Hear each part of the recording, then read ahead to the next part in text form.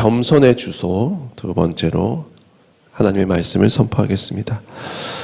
무엇이 하나님이 말씀하시는 겸손인가? 그리고 무엇이 성경이 말하는 겸손인가? 이것에 대해서 첫 번째 시간에는 하나님께 복종하는 것이 겸손이다 라는 이야기를 나눠보았습니다. 오늘은 8절, 9절 말씀을 통해 두 가지를 나누어 보려고 합니다. 먼저 8절 말씀을 다시 한번 봉독해 보겠습니다. 하나님을 가까이 하라. 그리하면 너희를 가까이 하시리라. 죄인들아 손을 깨끗이 하라. 두 마음을 품은 자들아 마음을 성결하게 하라. 아멘. 이것이 성경이 말하는 겸손 두 번째입니다. 하나님을 가까이 하는 것이 겸손이라는 것입니다. 하나님을 가까이 하는 것이 겸손입니다. 야고보는 오늘 하나님과 가까이 하는 것이야말로 겸손한 자의 자리다 라고 이야기합니다. 왜일까요? 하나님께 가까이 하는 사람이 하나님의 뜻을 잘 알 수 있습니다. 그리고 하나님의 뜻을 아는 사람이 주님의 뜻을 따를 수도 있는 것입니다. 하나님의 뜻을 모르는 사람은 당연히 주님의 뜻을 따를 수도 없습니다. 그러면 어떻게 해야 할까요? 자신의 마음대로 결정하고 살아갈 수밖에 없는 것입니다.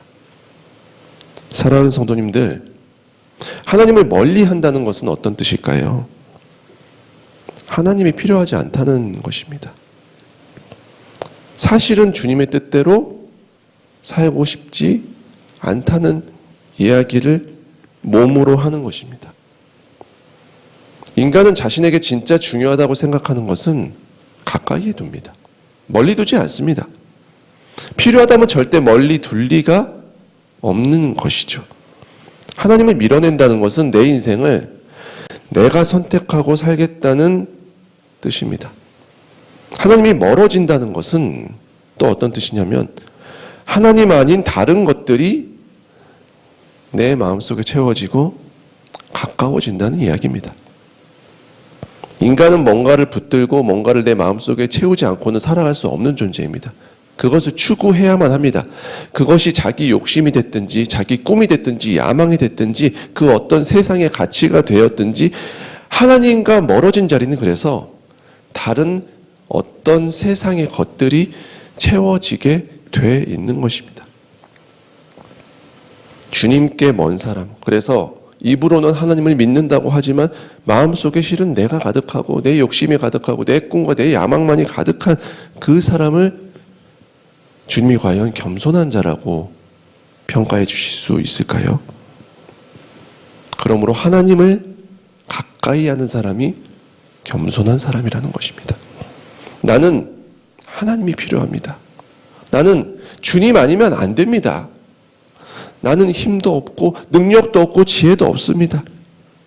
주님께 가까이 붙어 있는 것이 그래서 나의 유일한 소망입니다. 이렇게 진실로 인정하는 사람. 그래서 주님을 가까이 하려고 늘 애쓰는 사람.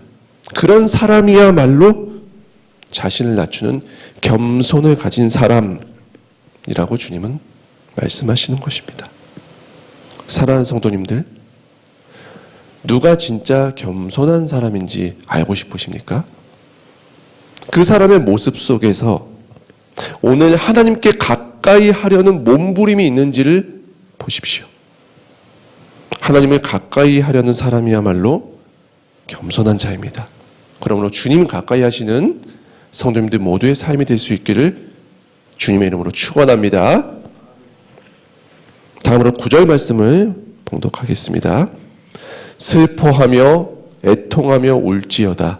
너희 웃음을 애통으로 너희 즐거움을 근심으로 바꿀지어다.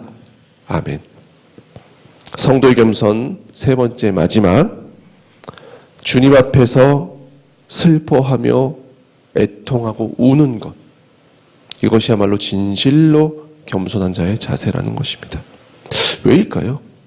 슬퍼하고 애통하고 우는 것, 이건 그냥 안 좋은 일, 힘든 일 아닙니까? 이것이 겸손하고 어떤 관련이 있을까요? 도대체 왜 이게 겸손일까요? 사랑하는 성도님들,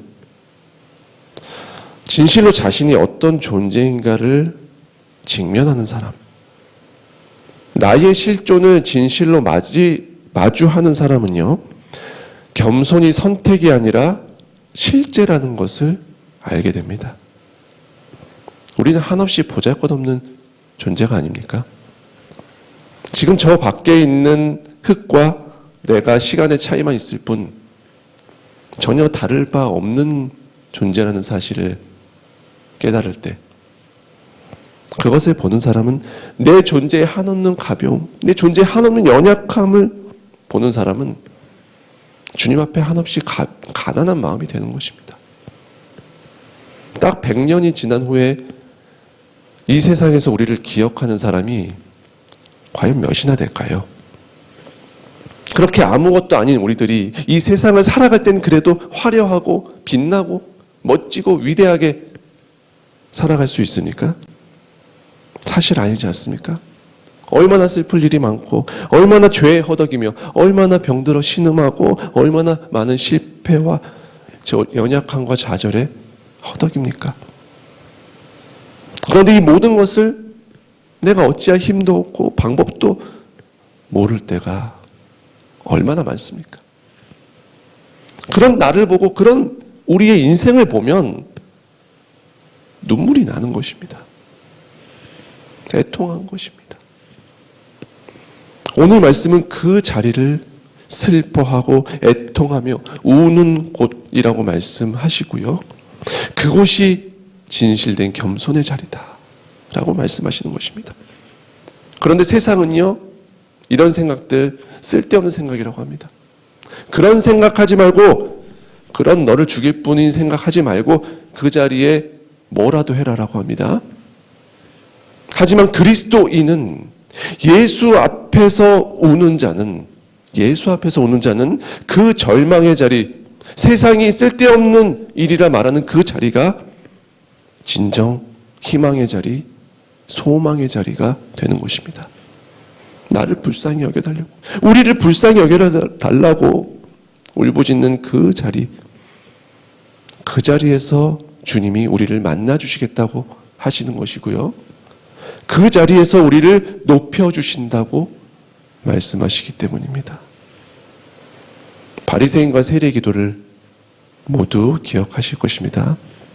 저는 여기서 세리가 드린 기도, 세리가 가슴을 치면서 드린 그 기도야말로 이 슬퍼하고 애통하며 우는 겸손의 자리였다고 생각합니다. 오늘 그 자리에 있는 성도님들을 향해서 예수님의 팔복에서 이렇게 말씀하셨습니다. 심령이 가난한 자는 복이 있나니 천국이 그들의 것이며. 심령이 가난한 자는 자신이 병자임을 압니다. 자신의 실제를 압니다. 나의 병, 나의 아픔, 나의 연약함을 고백하고 영혼의 의원이신 주님께 치료를 받는 것입니다. 사랑하는 성도님들, 축복합니다. 나의 연약함 그대로, 나의 가난한 마음 그대로, 나의 애통한 마음 그대로 주님 앞에 엎드리십시오. 고백하십시오. 그 마음의 자리야말로 진실로 주 앞에서 낮출 수 있는 기회의 자리입니다. 주님 앞에서 슬퍼하며 애통하는 그 겸손의 자리에서 주님의 세미한 음성 들으시기 바랍니다. 그 복을 누리시기 바랍니다. 그리고 주님께서 높여주시고 은혜 주시는 충만함을 만나시기를, 그런 성도님들의 하루하루의 삶이 되시기를, 진정 겸손한 자에게 주시는 은혜가 무엇인지를 깨닫고 경험하며 살아가시는 복된 성도님들의 걸음걸음 되시기를 주님의 이름으로 간절히 축원합니다. 주신 말씀 가지고 함께 기도하시겠습니다.